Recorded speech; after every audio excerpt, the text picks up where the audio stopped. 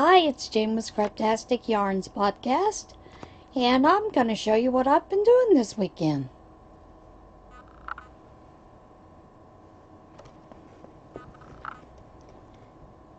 Baby hats. Lots and lots of baby hats. I've got about 35 hats here that I made this weekend. Using balls of scraps, and as you can see I've mixed them up a little bit. Did, some nice colors and did some pom-poms. All the pom-poms are tied on so that they can be removed if the parent doesn't want a pom-pom, or so that they can be washed. That's a cute little hat. Just working on hats, getting rid of some of that yarn I got. Not like I have any. Oh, welcome to my new viewers. Thank you to all of those who've stayed with me. Those of you that saw the video that I posted yesterday know that I have decided to, first of all, get honest with my yarn addiction. Is it difficult? Yes. Am I slightly ashamed? Maybe.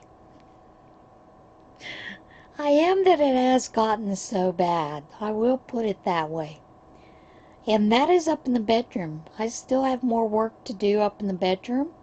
Still have more to go through and catalog. And when I say catalog, is I am taking a notebook sheet of paper and I write on it bin 1. And I put everything that is in bin 1.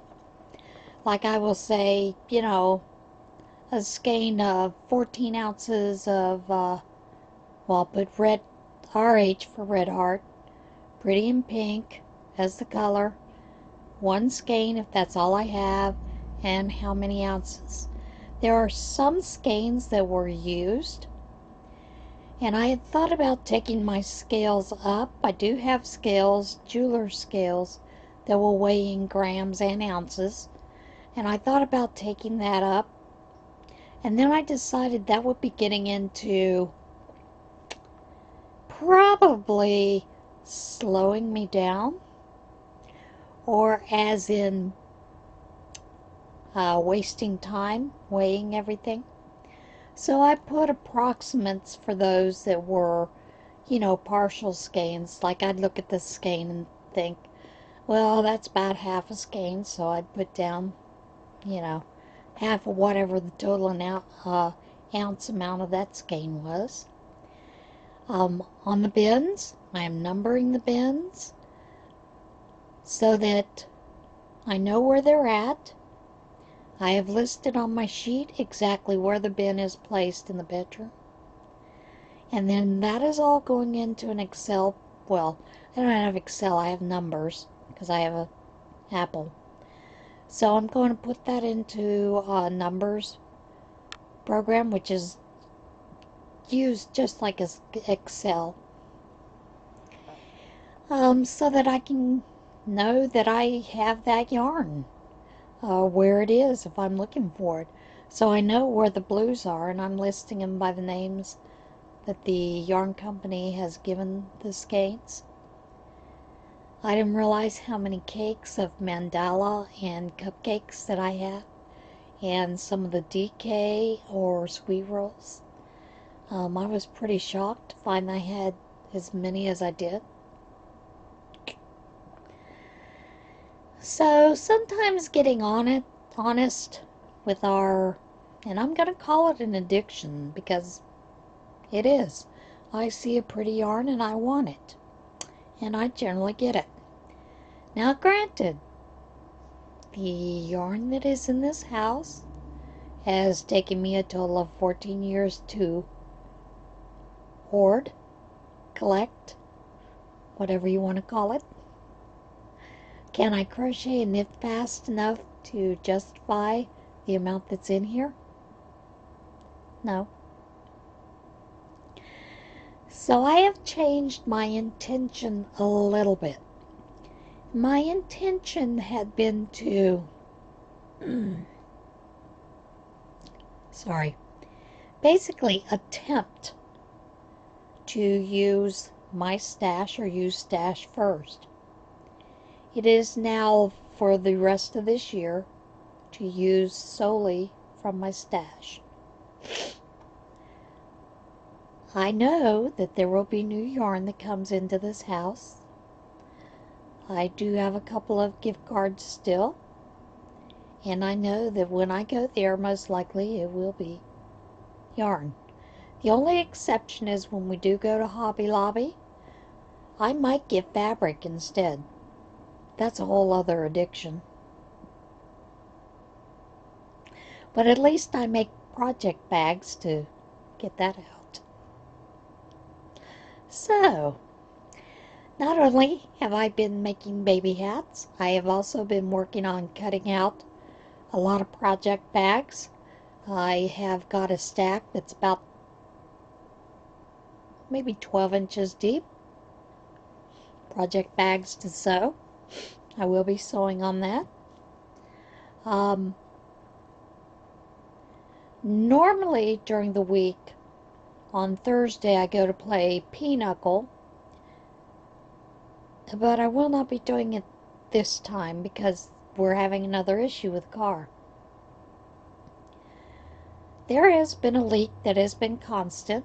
We have asked them to check it. They told us it was the seals on the axle. No.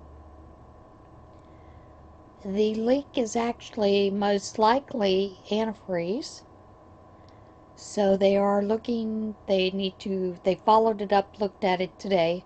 Husband took it in, but they can't work on it today, so they'll work on it Friday morning. Again, my husband has asked for a car. We'll see. So Friday morning, instead of quilting, I may just be going up to the fire hall afterwards after Thomas gets back, and maybe just going for lunch with the girls or whatever. We'll see how that goes. I had planned on taking a bunch of things to Scraps and Skeins, items that I cannot use, that I had to get honest with myself and determine I'm not going to use them. I'm not going to get to it, so it needs to leave this house. And the good thing about Scraps and Skeins is there will be someone who shops there that can do something with that item, or they will love it, hoard it for their own self. So, I'm kind of doing that thing this week, going through stuff and putting aside things. I'm taking certain things, setting them aside to go to Goodwill, certain things that are going to Scraps and Skeins. Some of this yarn may go to Prayer Shawl. It depends on how low they get there. Past couple of months they've had big donations from the community, so I don't think I need to add any yarn to that yet. Sorry about the nose. So that's kind of where I'm at right now. Sometimes we have to get down and dirty and be honest with our problems. And I have a problem with yarn. Told you I'm an addict. So we've had a good laugh, those that have posted about my potential possibilities. I have started the sleeves on my raglan. I did finish around the neck and the edges in a shell pattern. I like that, but I still have to finish up the sleeves. I've got one sleeve about half done. I'm not going to make this a full length sleeve because I tend to push my sleeves up, so it's probably going to be a 3/4 sleeve. The only other thing, at Prayer Shawl, Pastor Susan had a bag of this yarn here, and she called it the Halloween yarn. So I'm pairing it up with some dark brown that I had to make a lapgan, just a granny lapgan. And that's what I've been working on this week. Other than organization, I would say this is the year of organization, but I don't want to go there. I've already been there. I'm tired. The only other thing I wanted to talk with you about is, get a drink first.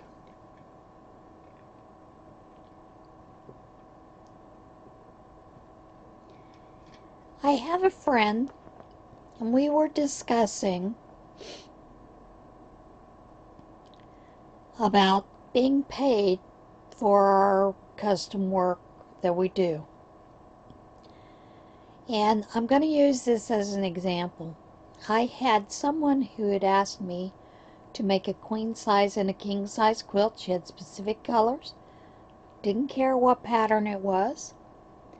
I told her basically for my part for quilting it would run her about $125 to $150. That's just for the quilting. I said to her, I'm not sure how much materials will cost. You know, that's going to change the cost. We didn't really discuss that. When I found a pattern, I sent her an email asking her if these patterns were acceptable, and I had showed her a mock-up of what it looked like. I then told her approximately how much the fabric for the front and the back were going to cost, because I can't give her an absolute quote, because sometimes when you go to buy the fabric, or you find a fabric that is suitable, it's higher than what you expected, sometimes lower. So I gave her a price range, the queen size for all the materials, somewhere between $300 and $350. For the king size, somewhere between $300 and $450. She was totally flabbergasted by how much it cost, and I said to her, I'm not charging you for cutting or sewing those pieces. I am charging you only for the cost of the materials. And then $150 because, and quite honestly, it's because she was referred to me by a friend. She chose not to go with it, which is fine with me because I don't have a problem with that. You know, if you've asked for custom work, you need to be willing to pay for it.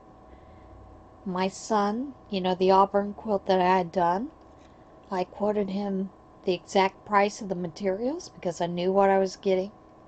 Told him the price of the embroidery design that I had chosen, and the batting and the backing, and I told him that came up to a total of $298 and some change, and I did want $150 for doing the actual quilting of the piece, and he'd said, are you sure that's fine?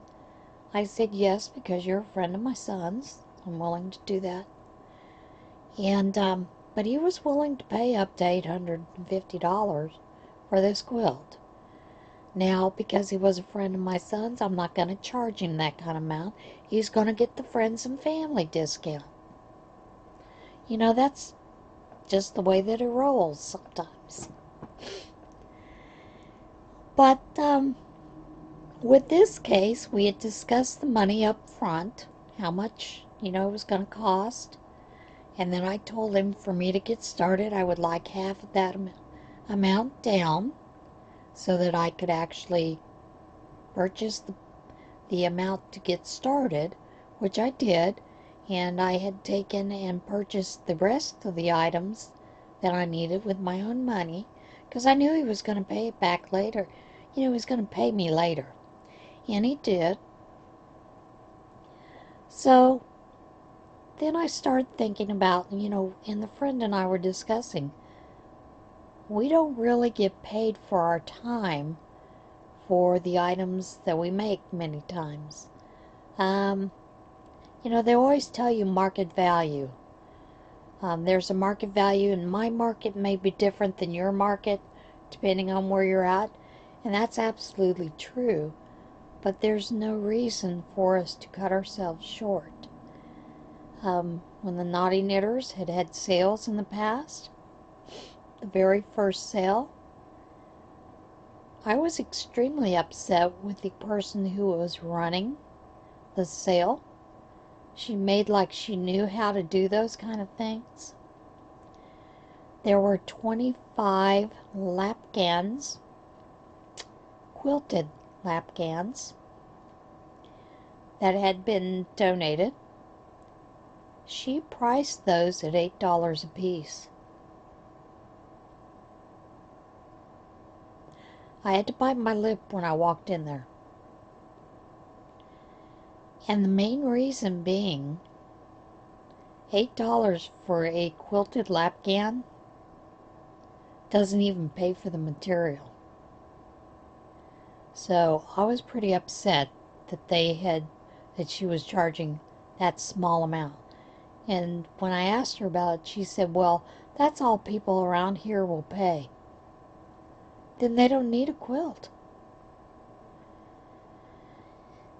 But that's what she chose as the price.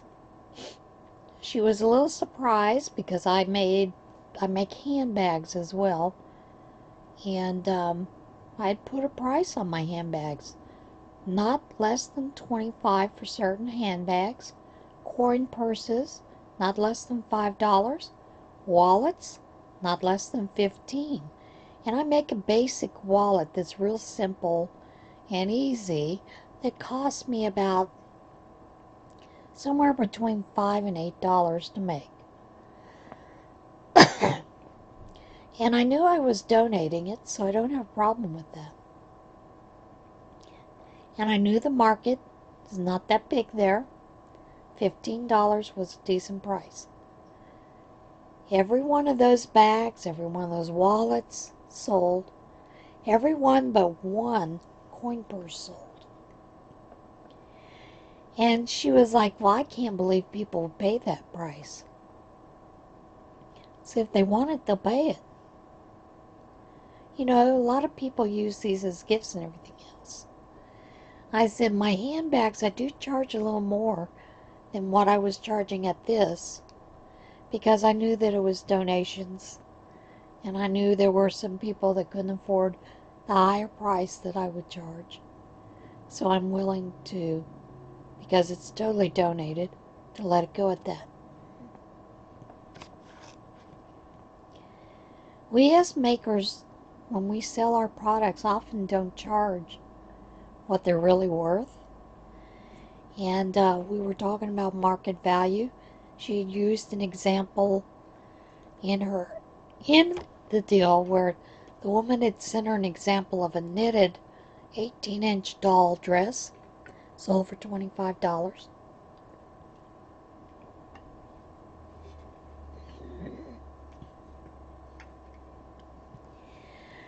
This knitted doll dress, and I can tell you exactly which seller sells it. These are manufactured knitted dresses. They're not hand knit. They're also not hand designed.